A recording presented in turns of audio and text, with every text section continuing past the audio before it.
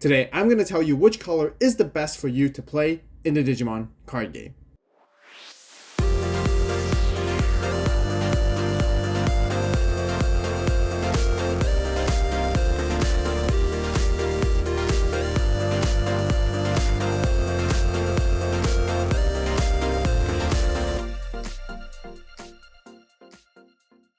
Digimon fans, if you're trying to get into the Digimon card game but not too sure where to start, then this video is perfect for you. Welcome to the ultimate color guide where I'll be explaining the main features and playstyles of each and every individual color within the card game. The goal is to help you to decide on which color is the best for yourself, where there are a total of 7 different colors as of making this video, being red, blue, yellow, green, black, purple, and white.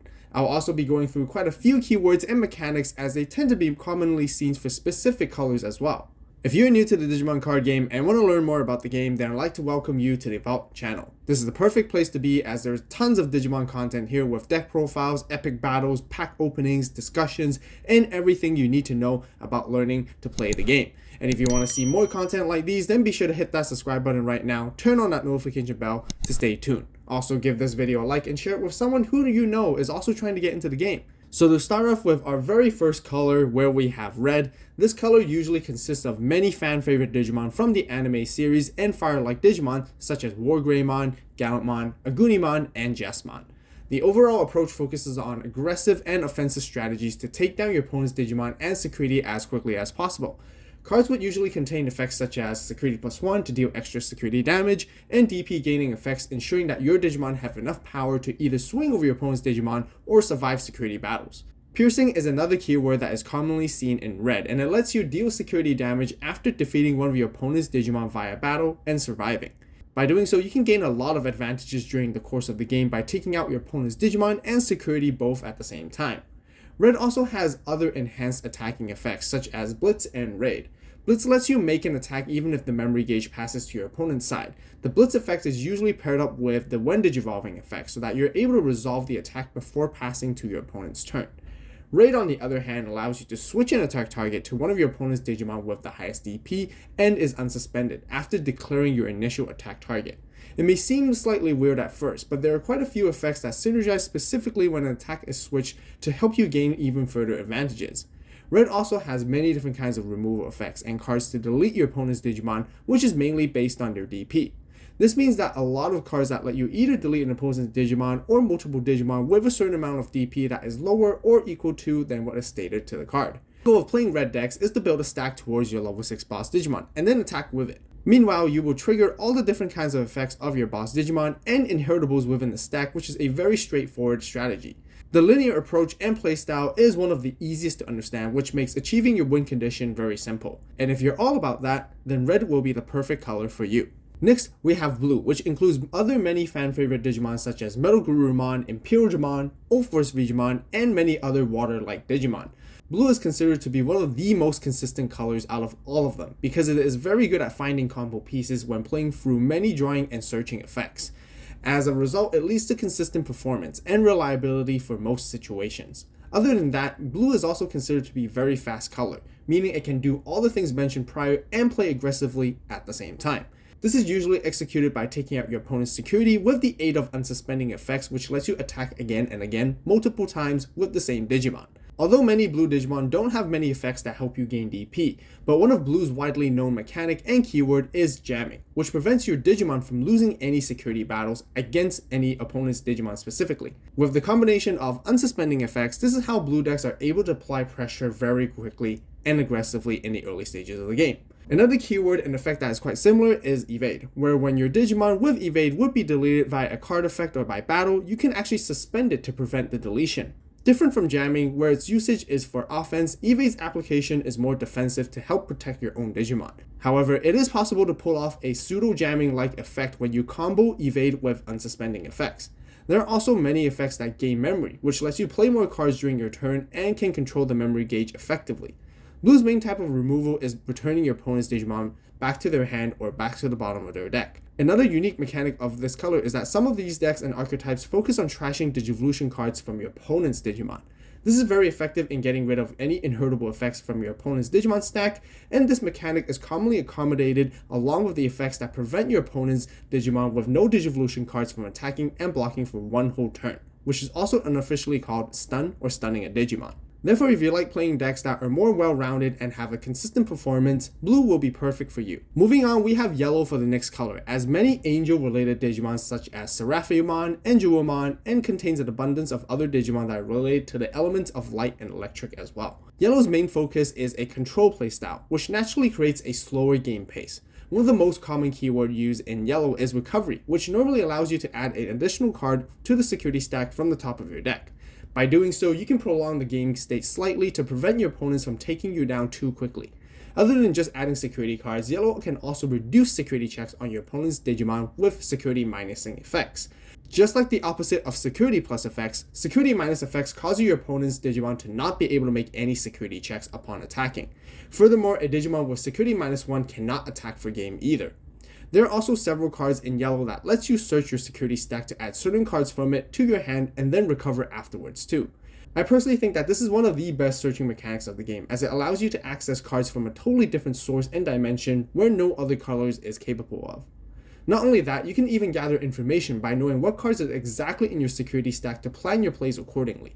Another way that yellow cards can manipulate security is by adding additional DP to their security Digimon for increased defense, making it more challenging for your opponent's Digimon to attack into, as they will risk being deleted by battle. On the other hand, there are other cards that reduce DP on your opponent's security Digimon to make it safer for your own Digimon to attack and increase the chances of survival.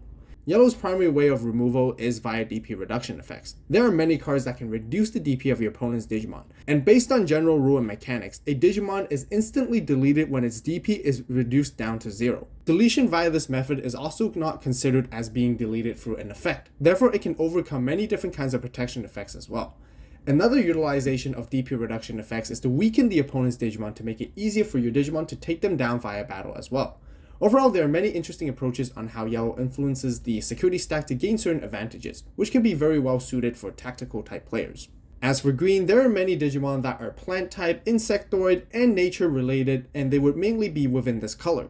Green is known to be one of the fastest colors that can climb up the Digivolution stack through multiple levels with low cost level 4s and level 5s that are actually capable of reducing Digivolution costs through the Digisorption effect. The Digisorption effect requires you to suspend one of your own Digimon in order to reduce the cost by the stated amount on the effect text. However, green's major weakness is having the least amount of search and draw power compared to all other colors. Therefore, it is important to prioritize Digivolving as much as you can, as it helps you cycle through cards to find other cards that you need when you're playing. Similar to red, green has a very offensive style, which can actually gain DP and pierce both at the same time. And similar to blue, there are quite a few green boss Digimon that can unsuspend itself to make multiple attacks. This is also mainly accommodated with many effects that suspend your opponent's Digimon. Some suspending effects also prevent your opponent's cards from unsuspending for one whole turn. By doing so, you can combo all of these effects that I mentioned together and easily swing over your opponent's Digimon as a primary method of removal. Green also has many Digimon with Digiburst effects. Digiburst provides various buffing effects for the turn such as DP gain, security +1, suspending your opponent's Digimon, and many more by simply trashing your own Digivolution sources as sort of like an ammo. Overall, green has many fun tools and effects to pop off and can exert an explosive amount of pressure in one go, which is suited for aggressive type players who also want a reliable control style at the same time. Next, we have black, which contains an abundance of machine and cyborg type Digimon as well as the virus form of other Digimon. Black's main style of play is defensive, where many Digimon have blocker, which prevents the attacks of your opponent's Digimon from going through. This mechanic is mainly accommodated with several effects that provide DP during your opponent's turn specifically, and the reboot keyword as well, which lets your Digimon unsuspend during your opponent's unsuspend phase too. Reboot is also a great way to prevent your opponent's Digimon from attacking them as well, but it allows you to make attacks with blockers during your turn and block during your opponent's turn.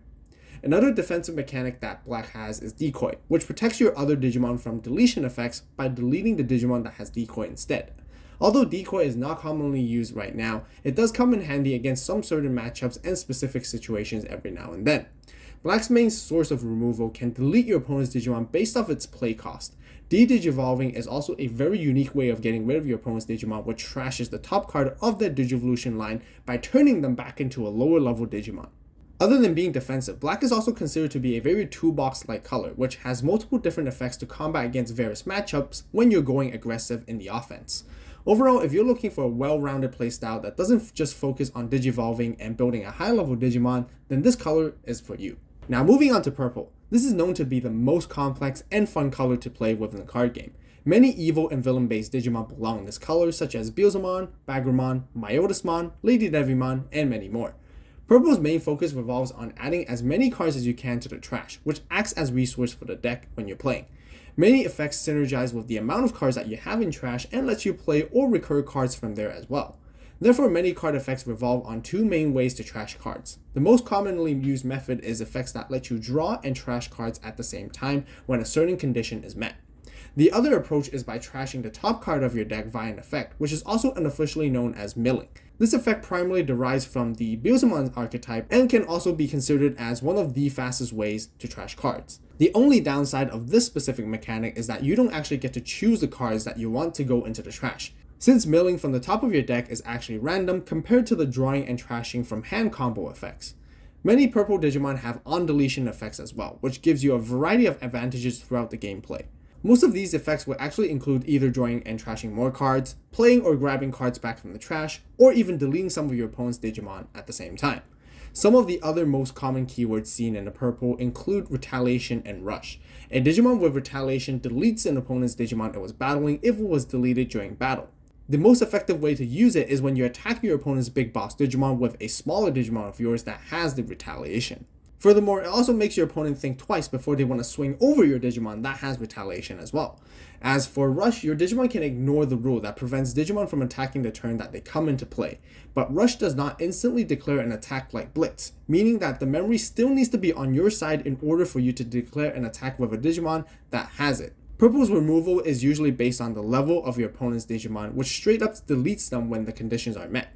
This is pretty simple and straightforward. If you like to pull off fancy combos and trigger multiple effects at the same time, then this color is definitely something you should consider going into. For the final color, we have white. White is actually a very interesting color within the game, as many cards from it are actually intended to be bonus cards that either provide generic support like win rate 60% or specific boost to certain archetypes like Cool Boy and X Antibody.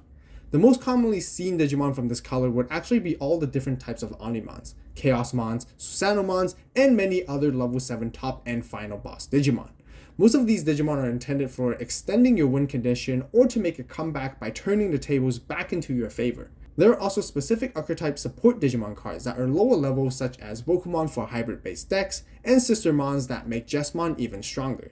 There is also Chimeramon, which is a super versatile card that can be splashed into almost any deck to bridge certain color combinations too. At the time of making this video, there are actually two different decks that you can use white cards as its majority for its base, which are known as the Reaper and Eosmon. Both these decks have a common special gimmick and effects which lets you play up to 50 copies of the same card, ignoring the regular 4 copy rule, being ADR02 Searcher from EX2 and the level 5 Eosmon from BT6. Overall, this makes the white color very interesting, but the main usage of this color is to tech in for specific Digimon cards like I talked about earlier to support your main strategy. On the other hand, I believe there will be more unique decks and archetypes designed under this color, and if you like to explore unusual playstyles like this, then this color would also be for you. So that sums up for all the colors that we wanted to talk about, but there's actually one more type of color that I want to mention, as we have the dual color and multicolor cards. Since the focus of this video is all about colors, I think it would be a great bonus addition to talk about these and explain how they work to some of you guys who have never seen them before. Dual color cards debuted from BT8 New Hero era, and the idea of it is to introduce a mixture of playstyle that combines the pros of two different colors into one whole card. Dual color Digimon and Tamers are treated as two separate colors it has at the same time. For example, Magnamon has yellow and blue, meaning it can be treated as a whole yellow Digimon or an entire blue Digimon at the same time. A very good example to show how the advantages of each color is utilized within a card would be Rapidmon from BT8, where when digivolving, it suspends one of your opponent's Digimon for each tamer you have in play, and this effect really comes from green. And then up to 3 of your opponent's Digimon that is suspended gets minus 5000 DP for the turn, which is a yellow based effect. Another example would be Gaomon, where it is a red and black Digimon, And then for the red source type of effects, it has Security +1 and Blitz. And then for the black type of elements, it has Reboot and Digivolve. As for dual color options, they work slightly trickier. For regular one-colored option cards, you would need to meet the color requirements by either having a Digimon, Tamer, or Digi-Egg that is hatched of the same color in order to use it. If an option card has two colors, you would need to fulfill the requirements of having both colors present at the same time and not just only one. Let's use Megadeth for example. Megadeth has both blue and green in its color. Therefore, you would need to either have a Digimon or Tamer that has both colors, or two separate combinations such as a blue Digimon and a green Tamer, or vice versa to meet the requirements. Another example of dual color options are creatively designed would be Flame Hell Scythe. Its effect minuses 6000 DP to one of your opponent's Digimon, which is a yellow based effect, and then it lets you play a yellow or purple Digimon back from your trash that has 6000 or less DP, which is based from purple.